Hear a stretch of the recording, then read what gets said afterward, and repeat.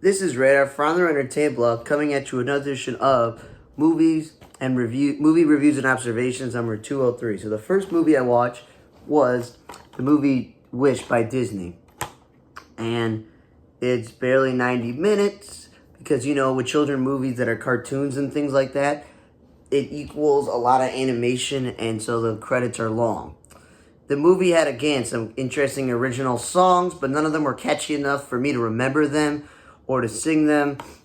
I do like that Alan Tudyk was the talking sheep, that Chris Pine was the king, and he was good in his role because it kind of looked like him, and we realized he can sing. And Ariana DeBose is a good singer actress, so of course they picked her. My guy John Rudnitsky was one of the buddies in the movie. Evan Peters, who was Quicksilver, was one of the buddies in the movie. Because you have like friends. She has a few female friends and a few male friends, and it was interesting.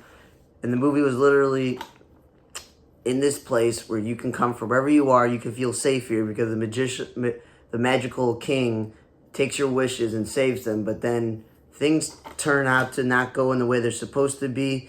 And Ariana DeBose's character has to save the whole entire community and all of her friends. So, it was okay. The animation was a little bit off. But usually Disney or Disney Pixar usually doesn't make bad, horrendous movies. This just wasn't the best one I've seen. It was okay. Like Elemental made me cry. This one did not really make me cry. But again, age-appropriate kids can watch it. Then I watched the movie Daddy-Daughter Trip, where Rob Schneider and his daughters, all in this movie, Jackie Sandler, so I know who's related to Adam Sandler, and John Cleese plays a dude with a weird wig. This movie is, I'm so glad, barely 90-something minutes. It was so terrible. Okay? If you read on the internet, someone's like, man, if you want to make this movie for your kids, then make it for your kids. At least Adam Sandler, even if his movies aren't the best, the production value is good, the acting is good, like the special effects are good, the makeup's good. I just think this was like, it felt like he just threw this movie together in his backyard and got his children and some friends to be in the movie, and somehow got the legendary John Cleese to appear in this movie as well. And basically the plot is, he's an inventor, they're broke, his wife works at the grocery store, and she's way too good looking for him and gives him too many chances. Her friend who works at the grocery store hates, Rob Schneider because he's a weirdo, and he promises his daughter that he's gonna take her for a nice spring break and makes it up as he goes. And he does the physical humor thing where he gets completely injured, finger cut off, smacked in the face, teeth broken, all this stuff. And this, Hispanic couple who's adopted their sibling's kid takes them on all these adventures because they injured him, and they go on it, and it was funny a little bit, but it was just cringe and really stupid. And his other daughter, who's that singer, she was in the movie too. Then I watched A Haunting in Venice, where you're like, okay, Michelle Yeoh is the medium. Tina Fey is an author, like a novelist in the movie. She writes detective novels. Jamie Duran is in this movie, and Kyle Allen's in this movie, and Kenneth Branagh is the detective. But again, it was an hour and 40 minutes, so positive, not too long. And I like Tina Fey. She's funny on SNL. She was funny on 30 Rock, and she's been funny in a good amount of movies. And I like the show. Mr. Mayor that she wrote. So what I'm getting at is that she's been in some things, but she's got to stick to comedy. She's not that great at drama in this one. And this dude seems like he gets to play the same type of role. I see him always playing like a police or detective or private investigator. And yeah, the whole movie is some woman dies, and there's quote-unquote being haunted, and you have a medium there, and there's tricks going on, and all these other people involved, the ex-husband, the people that work there, and Kenneth Branagh's character is recruited by Tina Fey to figure out what's going on, and it's supposedly based off of a book series, so at least they got the idea from somewhere. But I'm sorry, this was just not a good movie. It was below average, it was very boring, and I've seen a lot of movies where they're trying to solve, like, is it a ghost? Is a ghost real? Like in the Haunted Mansion movie I just watched. Or is magic real? Like those things I've seen over and over and over with a guy who believes in science or religion, and they're just like, yeah, this doesn't believe. So it just wasn't that great. Story Avenue was a little bit long and a little bit boring, and the script wasn't that great. But it was at least an hour 40 minutes, so it wasn't too long of a movie. And I liked it. I didn't love it, and Jamie Foxx like produced it, but it was basically like a troubled youth whose brother has cerebral palsy apparently, and he's watching him and he dies, and the mother blames him and he doesn't have a father, so of course he tries to join the gangs, and because his friend's brother's in the gangs or something, and they tell him for initiation he has to rob someone, so he tries to rob an MTA conductor who says, no, instead of robbing me, I'll give you money later from my ATM. I have no cash if you steal my wallet and have a meal. And like it forever changes his life because it helps him realize he should stick to being a painter or a writer, like because he's really good at drawing and making cartoons and things like that. And Luis Guzman is a very, very, very, very good character actor. And his mentorship in this movie I thought was the best part. Like his acting and the boy in this movie, you know, was really good in this movie because Asante Black, I liked him in This Is Us, you know, so the kid did a great job in his role, and Luis Guzman did a good job in his role. The script was okay, but it was more about the acting more than anything else. Then I watched Divine Influencer, and it's one of the dumbest movies I've ever watched.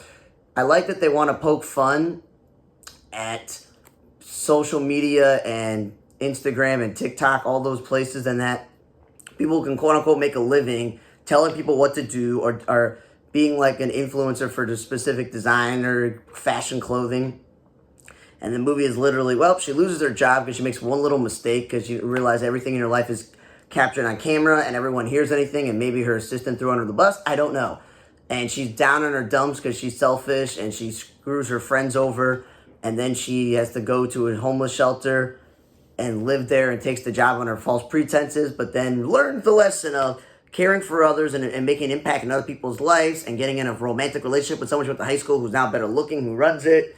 Even though she gets like fired from that position, she still makes an impact and changes her life and opens her own non-for-profit, and her parents cut her off. And it's a little bit too much that, oh, her parents are religious, and because her parents are religious, they want her to live a religious life, and they want to teach her a lesson by cutting her off. That's good and dandy, but I'm glad it was only an hour 40 minutes because it was really cringe and really stupid. Jesse Metcalf was in the movie briefly, at least. Then I watched Down Low with Zachary Quinto and Lucas Gage. And apparently Lucas Gage, he made this movie. And, like, I'm like, okay, cool. He made this movie, but it was a really dumb, disgusting, crude movie where I'm glad there was also barely 90 minutes. So literally, Zachary Quinto is a man who knows he's dying of a brain tumor, and he realizes, I don't have long to live.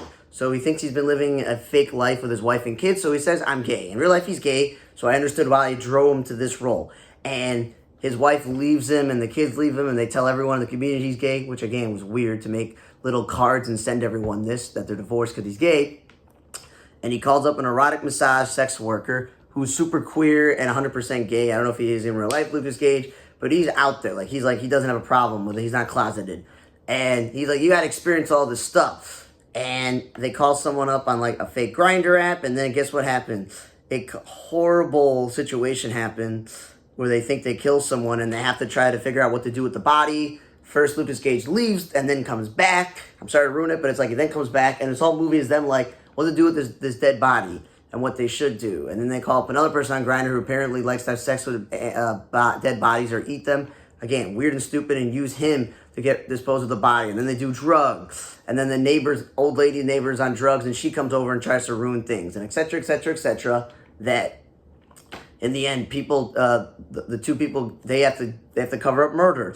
And then he's dead. And then the gay guy goes, he doesn't want to be buried this way, so he kidnaps him and throws him in the lake. And the movie ends with the two of them in the lake. It's like, again, really stupid and just a waste of time.